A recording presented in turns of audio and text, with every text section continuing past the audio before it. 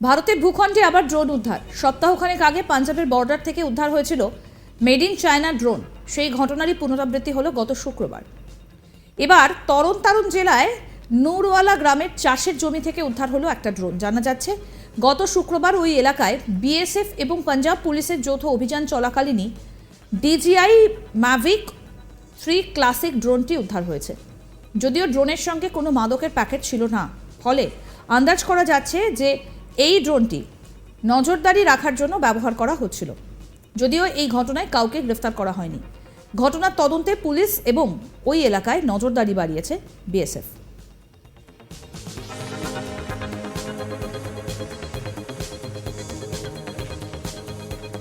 গত বছরের শেষেও পাকিস্তানি একটা ড্রোন ঢুকে পড়েছিল সীমান্তবর্তী এলাকায়। সেনা সূত্রে জানা যায় যে 2023 ডিসেম্বরে পাঞ্জাবের অমৃতসর জেলার সীমান্তবর্তী অঞ্চলে ঢুকে পড়ে। ড্রোনটিকে আবার বুধবার সকালে ওই জায়গায় দেখা গিয়েছিল।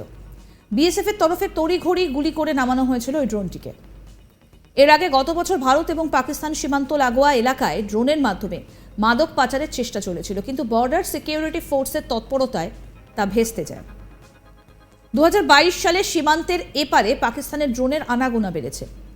চলতি বছরে এখনো পর্যন্ত 230টি পাকিস্তানি ড্রোনকে চিহ্নিত করেছে সেনা। 2021 সালে এই সংখ্যাটাই ছিল 104। 2020 সালে সংখ্যাটা ছিল আরও কম, 77। 2020 সাল থেকে 2022 সালের অক্টোবর মাস পর্যন্ত শুধু পাঞ্জাবেই 297টি ড্রোনের আনাগোনা দেখা গিয়েছে।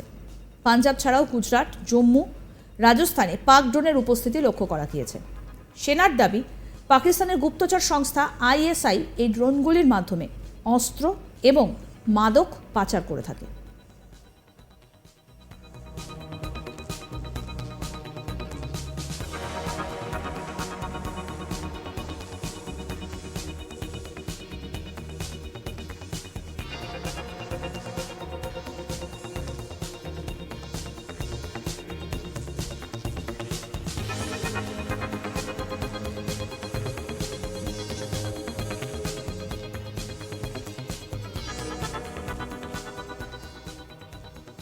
ভারতের ভূখণ্ডে আবার ড্রোন উদ্ধার। সপ্তাহখানেক আগে পাঞ্জাবের বর্ডার থেকে উদ্ধার হয়েছিল মেড ইন চায়না ড্রোন। সেই ঘটনারই পুনরাবৃত্তি হলো গত শুক্রবার। এবার তরণ জেলার নুরওয়ালা গ্রামের চাষের জমি থেকে উদ্ধার হলো একটা ড্রোন। জানা যাচ্ছে গত শুক্রবার ওই এলাকায় বিএসএফ এবং পাঞ্জাব পুলিশের যৌথ অভিযান চলাকালীন ডিজিআই ম্যাভিক 3 ক্লাসিক ড্রোনটা উদ্ধার হয়। যদিও ড্রোনের সঙ্গে কোনো মাদকের প্যাকেট ছিল না, ফলে আন্দাজ করা যাচ্ছে যে এই ড্রোনটা নজরদারি রাখার জন্য ব্যবহার করা হচ্ছিল। যদিও এই ঘটনায় কাউকে গ্রেফতার করা হয়নি। ঘটনার তদন্তে পুলিশ এবং ওই এলাকার নজরদারি বাড়িয়েছে বিএসএফ।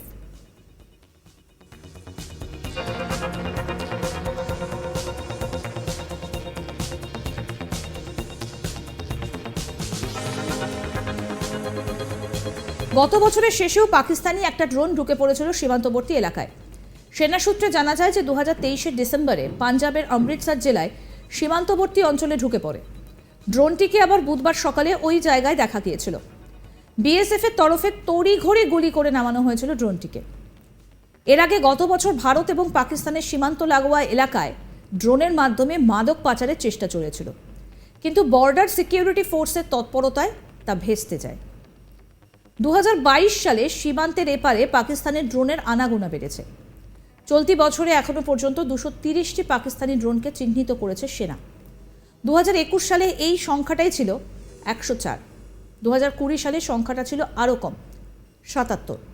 2020 সাল থেকে 2022 সালের অক্টোবর মাস পর্যন্ত শুধু পাঞ্জাবেই 297টি ড্রোনের আনাগোনা দেখা গিয়েছে। পাঞ্জাব ছাড়াও গুজরাট, জম্মু, রাজস্থানে পাক ড্রোনের উপস্থিতি লক্ষ্য করা গিয়েছে।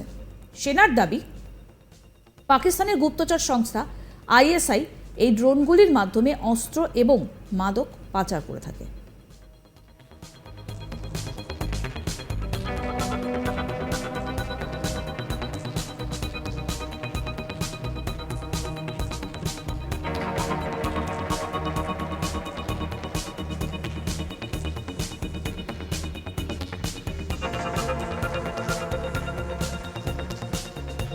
এর আগে গত বছর ভারত এবং পাকিস্তান সীমান্ত লাগোয়া এলাকাতেও ড্রোনের মাধ্যমে মাদক পাচারের চেষ্টা চলেছিল। আরও আপডেট পেতে দেখতে থাকুন আজ তাক বাংলার ইউটিউব চ্যানেল, সাবস্ক্রাইব করুন।